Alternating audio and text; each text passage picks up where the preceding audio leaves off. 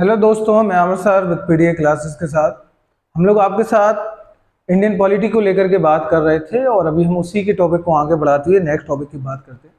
इससे पहले वाले लेक्चर में हमने रिसोर्स ऑफ द कॉन्स्टिट्यूशन देखा था, जिसमें हमने देखा था किस प्रकार से आज जो भारतीय संविधान सॉरी आज जो भारतीय संविधान हमारे सामने एक इतना बड़ा रूप लेकर के खड़ा है, इतनी सारी व्यवस्थाएं, डाइवर्सिटी और इतने सारे धर्म जाति को समेटे हुए हैं और किस प्रकार से सभी को एक समन्वय बना के रखे हुए हैं। वो विभिन्न देशों से जो हमें बेहतर मूलभूत उनके गुण लगे, उनकी जो अनुभूतियां हुई, वो सारी चीज़ें हमने अपने संविधान में शामिल की और अलग अलग देशों से अलग अलग प्रकार की विचारधारा को स्वीकार किया और एक्सेप्ट किया, और जो हमें बेहतर था हमारे देश के लिए वो हमने उसे एक्सेप्ट किया। आज हम बात करते हैं उसी टॉपिक को आगे बढ़ाते हैं, और जिसमें इम्पोर्टेंट जो टॉपिक आता है, जो मोस्ट इम्पोर्टेंट है, भारतीय संविधान की विशेषताएं, फीचर ऑफ द कॉन्स्टिट्यूशन। इससे पहले रिसोर्स ऑफ द कॉन्स्टिट्यूशन मतलब भारतीय संविधान के स्रोतों की बात की थी हमने। आज हम जो बात करने वाले हैं वो फीचर ऑफ द कॉन्स्टिट्यूशन मतलब संविधान की विशेषताओं की बात हम आपके साथ करेंगे। तो आओ करते हैं हम आपके साथ बात। एक कुछ विशेषताएं हैं ऐसे करके आपके सामने। पहला है शासन की संसदीय व्यवस्था। भारतीय जो संसदीय प्रणाली मतलब कि जो शासन का सिस्टम है वो कैसी है, संसदीय व्यवस्था हमने यहाँ पे ली है। अब बात आती है कि हमने संसदीय व्यवस्था का कॉन्सेप्ट कहाँ से लिया। एक एक को मैं थोड़ा अच्छे से समझाऊंगा। ये कॉन्सेप्ट हमने ब्रिटेन से लिया है, ब्रिटेन गवर्नमेंट से, ब्रिटिश सरकार से। तो ये कॉन्सेप्ट हमने ब्रिटेन से इसे स्वीकार किया है। अब बात आता है संसदीय सिस्टम होता क्या है, संसदीय व्यवस्था क्या होती है, इसकी भी हम चर्चा करेंगे आपके साथ।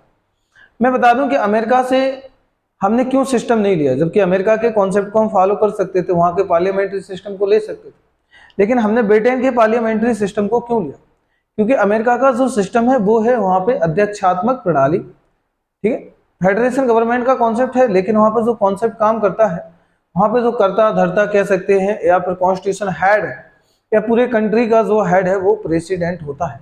लेकिन वहीं अगर भारत के कॉन्सेप्ट की बात करें तो भारत में जिस प्रकार ब्रिटेन में एक कॉन्सेप्ट चलता है संसदीय सिस्टम का कि दो हाउस हैं, हाउस ऑफ कॉमन और हाउस ऑफ लॉर्ड, उसी प्रकार भारत में भी जो संसदीय सिस्टम है, जो संसदीय प्रणाली है, यहाँ पर भी दो हाउस है, दो सिस्टम है, एक आपका लोकसभा और राज्यसभा।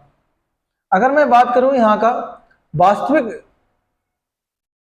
वास्तविक जो शक्ति होती है वो होती है पीएम के पास, मतलब प्रधानमंत्री के पास।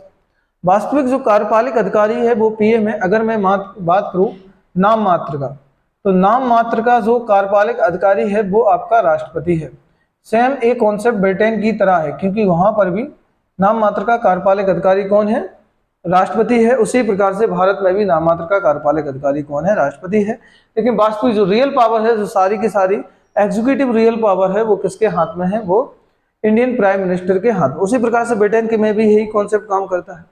अगर मैं कुछ और कॉन्सेप्ट की बात कर लूं, कुछ और चीजों की बात कर लूं कि राष्ट्रपति का नाम मात्र का कार्यपालिक अधिकारी और राष्ट्रपति को सलाह देने के लिए, सलाह एवं सहायता देने के लिए या हेल्प करने के लिए क्या होती है, एक मंत्री परिषद होती है। क्या होती है, एक मंत्री परिषद। एक मंत्री परिषद होती है जो क्या करती है, जो हेल्प देती है किसमें, जितने भी यहाँ पे वर्क होते हैं, जितने भी एग्जीक्यूटिव पावर है, उन सब पावर को कराने के लिए या इम्पोर्टेंट रोल प्ले करने के लिए तो मंत्री परिषद राष्ट्रपति को सलाह देने का काम और सहायता देने का काम करती है। तो एक काम है संसदीय सिस्टम का, इसमें नाम मात्र का प्रमुख होता है, वो नाम मात्र का प्रमुख होता है राष्ट्रपति, ठीक है, और वास्तविक कार्यपालिक अधिकारी होता है पीएम। तो ये बेसिक पॉइंट है। तो कुछ यहाँ पे आप बेसिक बातें याद रखना।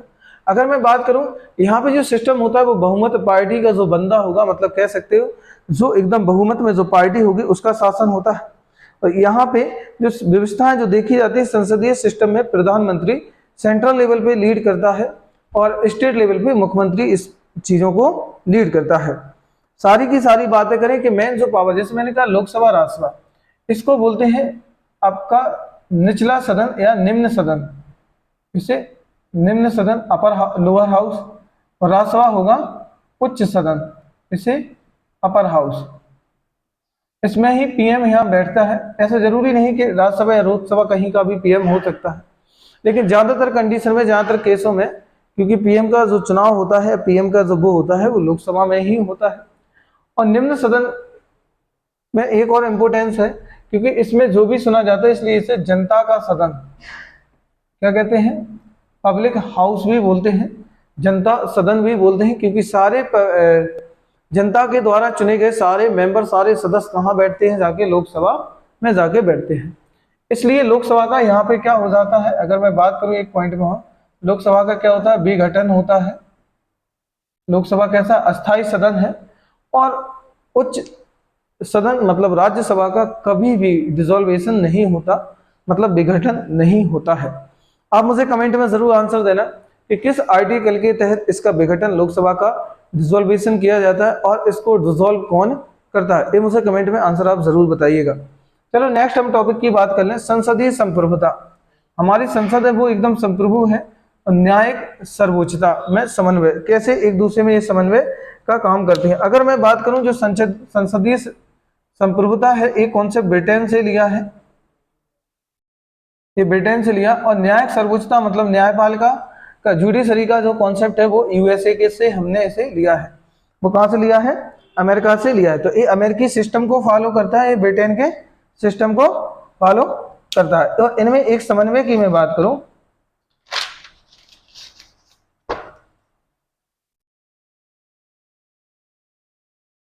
इन दोनों के बीच में जो एक समन्वय है, किस प्रकार से कोलैबोरेशन है, एक दूसरे को कैसे कोऑपरेट, कैसे वर्क करते हैं, कि जब कभी न्यायपालिका काम करती है तो फिर यहाँ पे संसद इन्वॉल्व नहीं होता है, और जब संसद काम करती है तो फिर न्यायपालिका इन्वॉल्व नहीं होती। इसकी बात हम डिटेल से और आगे करेंगे आपसे साथ, जब तक और आगे देखते हैं। एकीकृत और स्वतंत्र न्यायपालिका, हमारी जो न्यायपालिका है वो सिंगल है, सिंगल बॉडी सिस्टम है, और कैसी है, स्वतंत्र न्यायपालिका है। ये क्या है, और यहाँ पे स्वतंत्र न्यायपालिका कौन है, सुप्रीम कोर्ट, सुप्रीम कोर्ट के नीचे हाई कोर्ट, हाई कोर्ट के नीचे डीसी डिस्ट्रिक्ट कोर्ट, फिर सेशन कोर्ट, फिर ऐसे करके डिस्ट्रिक्ट कोर्ट है, सेशन कोर्ट है, क्रिमिनल कोर्ट है, ये सारे बढ़ जाएंगे, मुंसिफ न्यायालय है, इन सब की हम बात करेंगे।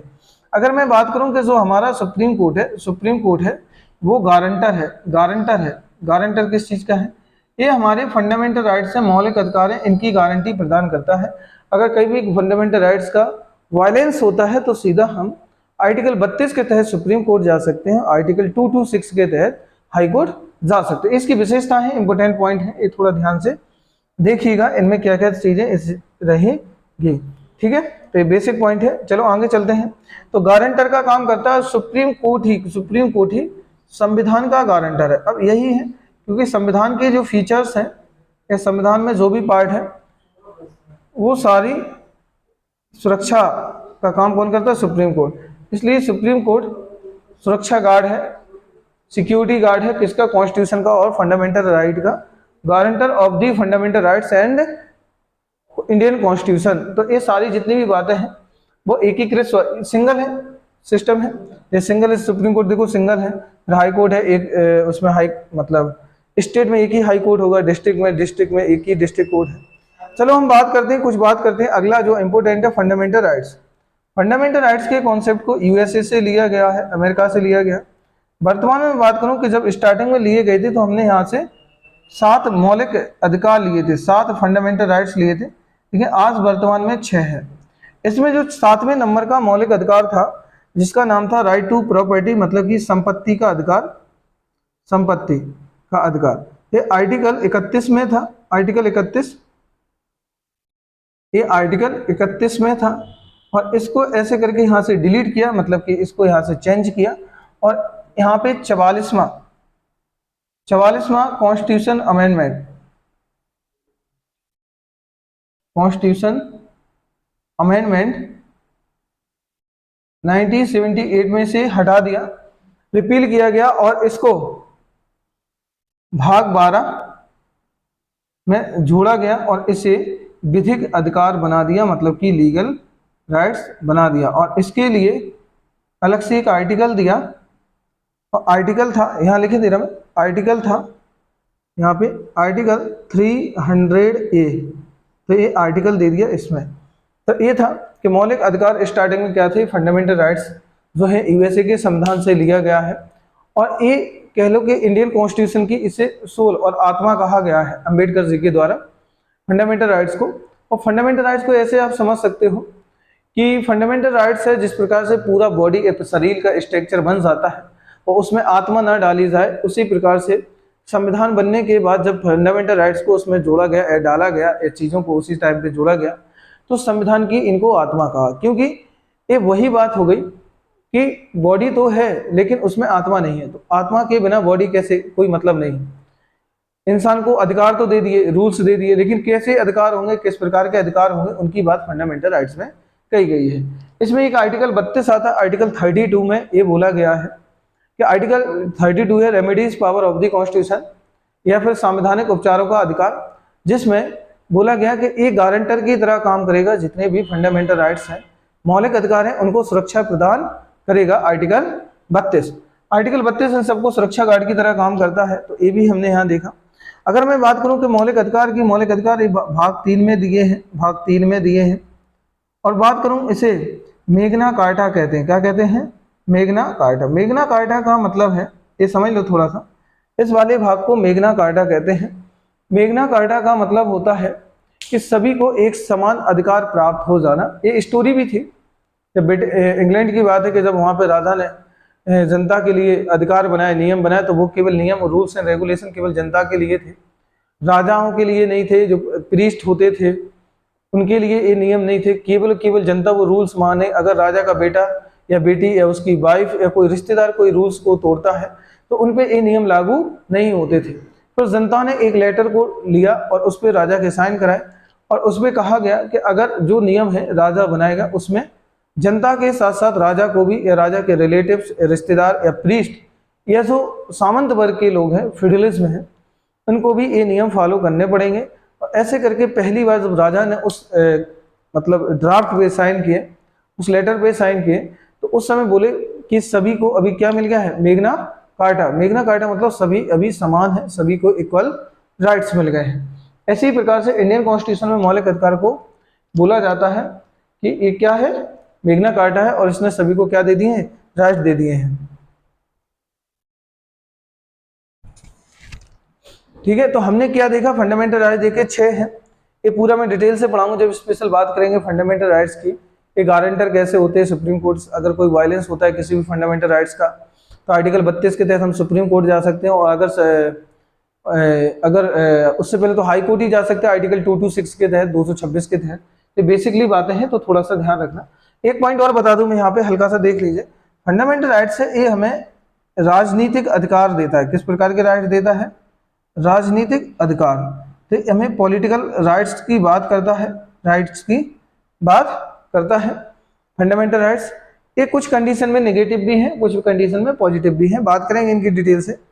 आगे मैं बात कर लूँ डीपीएसपी। देखो डीपीएसपी बहुत ही इंपॉर्टेंट टॉपिक है, और ये आयरलैंड से लिया गया है। राज्य की नीति निर्देशक तत्व, इनको बोलते हैं राज्य के नीति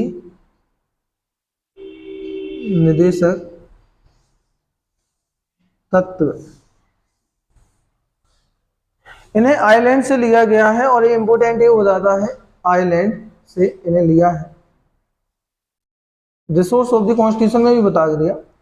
इनका मेन जो वर्क होता है, एक समाज कल्याणकारी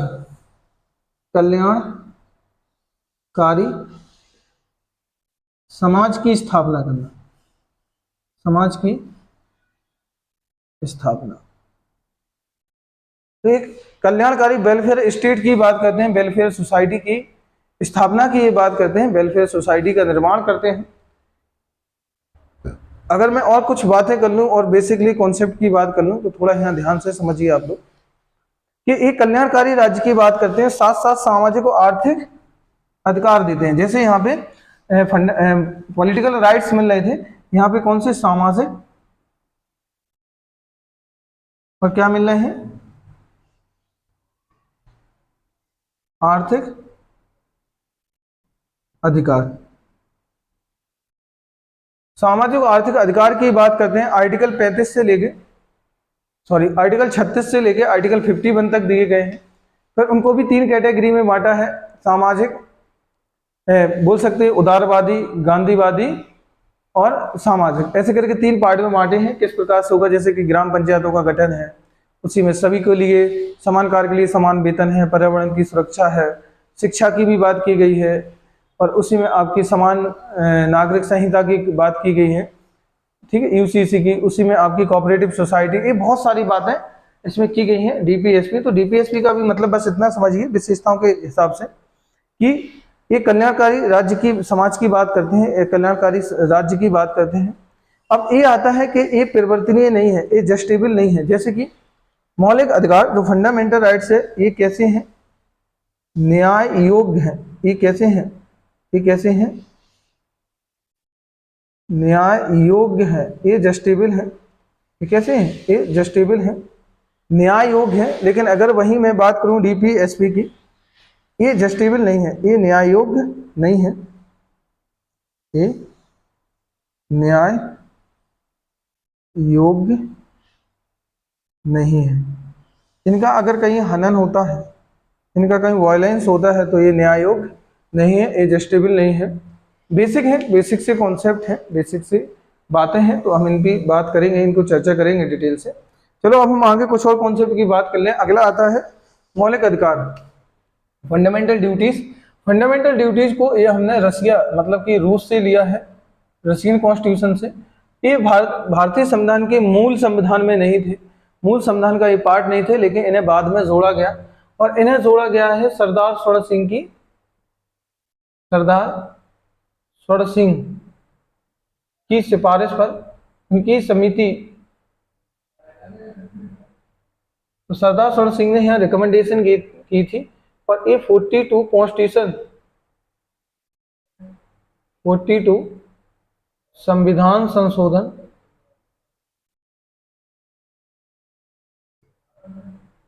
संशोधन 1942 में, सॉरी एक सेकेंड, 1976 में इनको जोड़ा गया।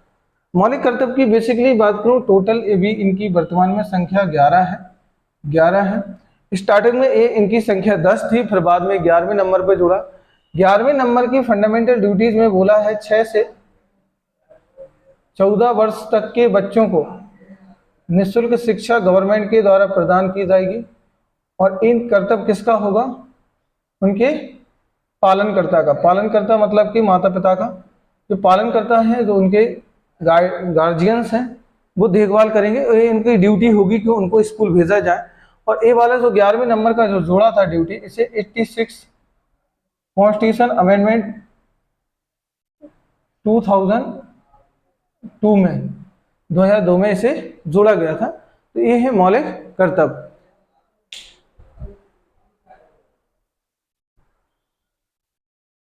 ठीक है, ये है आपके मौलिक कर्तव्य। आगे मैं बात करता हूं धर्मनिरपेक्ष राज्य की।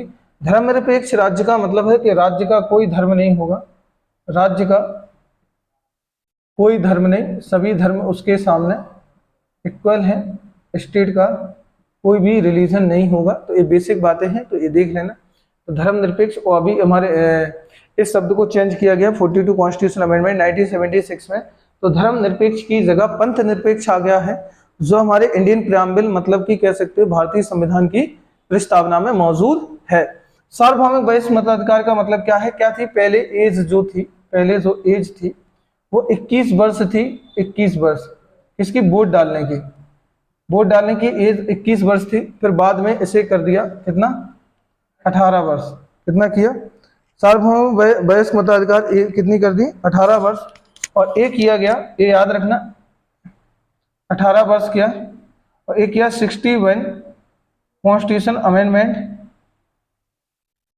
61 कॉन्स्टिट्यूशन अमेंडमेंट 1989 में। कब किया, 1989। तो 61 कॉन्स्टिट्यूशन अमेंडमेंट 1989 में जो एज थी 21 वो कर दी, 18 वर्ष कर दी। और मैं यहाँ बता दूं, वोट डालने का जो अधिकार है वो हमारा कैसा है, संवैधानिक अधिकार है, कॉन्स्टिट्यूशन राइट्स है, ना कि फंडामेंटल राइट्स। ये कई बार क्वेश्चन आए हैं, हमारा संवैधानिक अधिकार है, एक कॉन्स्टिट्यूशन राइट्स है, ठीक है। 18 वर्ष के जितने भी कंप्लीट वो दे सकते। एकल नागरिकता का कॉन्सेप्ट है, ब्रिटेन से लिया है, ब्रिटेन से लिया है। अमेरिका जैसे देश में एकल नागरिकता जो है, एकल नागरिकता नहीं सॉरी डुअल सिटीजनशिप है, अमेरिका जैसे देश में डुअल सिटीजनशिप है और वहाँ स्टेट की सिटीजनशिप अलग से और सेंट्रल की अपने देश की सिटीजनशिप नागरिकता अलग से लेनी पड़ती है। वहीं अगर भारत जैसे देश में बात करें तो जैसे मान लो कोई यूपी का रहने वाला है, एमपी का है, छत्तीसगढ़, झारखंड, उड़ीसा, केरल, जम्मू कश्मीर, असम, मेघालय, गुजरात, किसी भी जगह का हो, तो ऐसा नहीं कि उसे गुजरात का सर्टिफिकेट सिटीजनशिप लेना पड़ेगा, या फिर उसे केरला का लेना पड़ेगा, या फिर उसे मध्य प्रदेश का लेना पड़ेगा, या उसे पंजाब का, हरियाणा, दिल्ली, चंडीगढ़ कहीं का भी लेना पड़ेगा। तो ऐसा बिल्कुल भी नहीं है, उसे मात्र एक जगह का सिटीजनशिप लेना पड़ेगा। उसकी बेसिक सी बात है कि उसका जन्म भारत में हुआ हो। ये बेसिक और भी कंडीशन है सिटीजनशिप की, जब हम टॉपिक पे आएंगे कि किन किन कंडीशन में वो सिटीजनशिप को एक्सेप्ट कर सकता है। चलो आगे हम बात करते हैं कुछ और बेसिक कॉन्सेप्ट की। तो ये हो गई एकल नागरिकता का स्वतंत्र निकाय। स्वतंत्र निकाय की बात कर रहा हूँ यहाँ पे मैं, बॉडी की बात कर रहा हूँ। बॉडी मतलब हो गई आपकी ये वाली बॉडी नहीं, ये बॉडी की बात नहीं कर रहा। स्वतंत्र निकाय मतलब संस्थाएं, संस्थाएं। यहाँ पे जो संस्थाएं हैं जितनी कॉन्स्टिट्यूशन, नॉन कॉन्स्टिट्यूशन, वो कैसी हैं? स्वतंत्र हैं। जैसे कि आपकी बात करूं ECI, election commission of India, स्वतंत्र है। जैसे कि UPSC, union public service commission है आपकी, जो कैसी है? स्वतंत्र है। समझ में आ रहा बात क्या कह रहा हूँ? स्वतंत्र निकाय हो गए, जैसे कि UPSC हो गई, जैसे कि चुनाव आयोग, और जैसे कैग भी स्वतंत्र है। कैग कैसी है? स्वतंत्र है। हाँ, इसमें और भी आ जाएंगे, जैसे ECI है, UPSC है, कैग है, NCST है, NCSC है, NCBC है, इतनी सारी संस्था हैं। इस सब की सब कैसी हैं? स्वतंत्र, मतलब कि कह सकते हैं इंडिपेंडेंस बॉडी है, इंडिपेंडेंस ऑर्गेनाइजेशन है। इन पे कोई भी बाउंडेशन नहीं है। जैसे UPSC अपने IAS IPS वगैरह जो जितनी भी अखिल भारतीय सेवाओं का चयन करती है। ECI इलेक्शन कमीशन, इलेक्शन का कंडक्ट कराना है। CAG कैग है, जिसकी रिपोर्ट तैयार करना है, लेखा जोखा करना है, ठीक है। और NCSC AST के ऊपर, SC के ऊपर नियम बनाती है।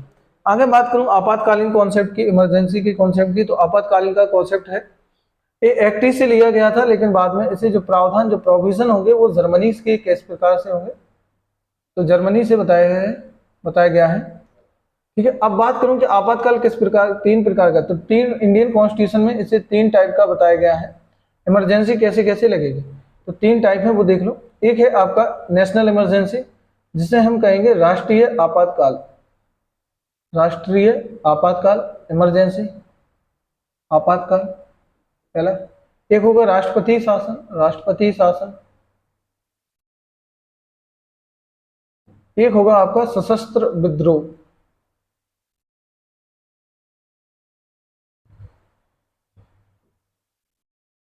सशस्त्र विद्रोह, जब सेना विद्रोह, एक सेकेंड, वित्तीय आपातकाल, सॉरी, वित्तीय आपातकाल, ठीक है। एक होगा राष्ट्रीय नेशनल इमरजेंसी हो जाएगा, एक होगा फाइनेंशियल इमरजेंसी, और एक हो जाएगा प्रेसिडेंट रूल। एक क्या हो जाएगा? प्रेसिडेंट रूल हो जाएगा। चलो इसमें कुछ हम बातें कर लें कि जो आपातकाल का कॉन्सेप्ट है, तो इसमें बोला कि युद्ध, बाह्य आक्रमण,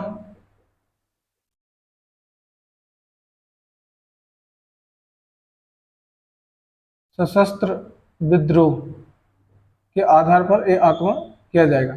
इसको मैं नेक्स्ट वाले पार्ट में अच्छे से क्लैरिफाई कर दूंगा, उतना टाइम नहीं, तो वीडियो की ड्यूरेशन बहुत लंबे हो जाएगी। क्या होता है इसके लिए? आर्टिकल 352 है, इतना देख लो बस, हल्का सा आर्टिकल 352 है। इसके लिए आर्टिकल 356, और इसके लिए आर्टिकल 360। इसको मैं अलग से लेक्चर ला दूंगा इसके लिए, तो आप पढ़ लेना, यहाँ पे देख लेना। अगला आता है त्रिस्तरीय सरकार। त्रिस्तरीय सरकार का मतलब है ग्राम पंचायत और नगर पंचायत की बात कर रहा है।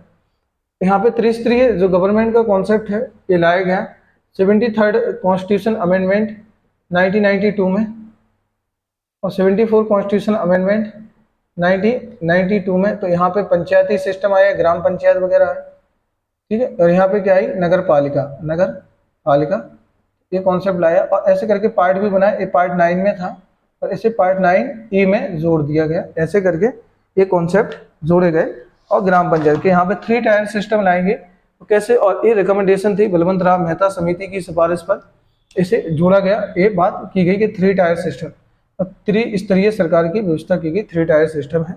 इनकी बात हम बहुत डिटेल से कर लेंगे। अगला आता है सहकारी समिति, कोऑपरेटिव सोसाइटी। इसे 97 कॉन्स्टिट्यूशन अमेंडमेंट 2011 में इसे जोड़ा गया, कोऑपरेटिव सोसाइटी 2011 में जोड़ा गया और ऐसे करके इसे आर्टिकल जो दिया गया 43B करके इसे आर्टिकल दिया गया। इसे आर्टिकल कितना दिया गया 43B। अगर मैं बात करूं कि जैसे कि ग्राम पंचायत के लिए, ग्राम पंचायत के लिए 243 आर्टिकल है, ठीक है।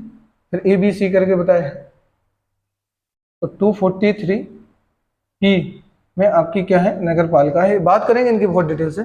सहकारी समिति मतलब कोऑपरेटिव सोसाइटी का मतलब होता है गांव में समूह रहते हैं और ग्रुप में एक काम करते हैं। कुछ सहकारी प्लान भी होते हैं गवर्नमेंट से, इसको हेल्प भी मिल जाती है, या फिर कुछ प्राइवेट होते हैं उसमें कुछ लोग मिलकर के। और एक गांधी जी का हमेशा से सपना था कि कैसे काम किया जाए, क्योंकि लोग जब मिलकर के साथ में काम करेंगे तो कोई भी बड़ा सा बड़ा काम वो छोटे छोटे जब पार्ट में बढ़ जाएगा तो उसे बहुत करने में आसानी होगी। तो ऐसे और मज़ेदार वीडियो के लिए हम आगे बढ़ेंगे और इन पे बात करेंगे। ये कुछ पॉइंट है, इसको मैं डिटेल से समझा दूंगा, इसको और इसको, इनको मैं अलग से पार्ट में अच्छे से आपको क्लैरिफाई करके बता दूंगा। ये सारी चीज़ें मैंने बता दी, ये सारी संविधान की विशेषताएं हैं, इनको बेसिकली देख लीजिएगा। नेक्स्ट पार्ट हम लेकर के आएंगे बहुत जल्द आपके साथ। तो मिलते हैं हम लोग नेक्स्ट पार्ट में। ओके, जय हिंद।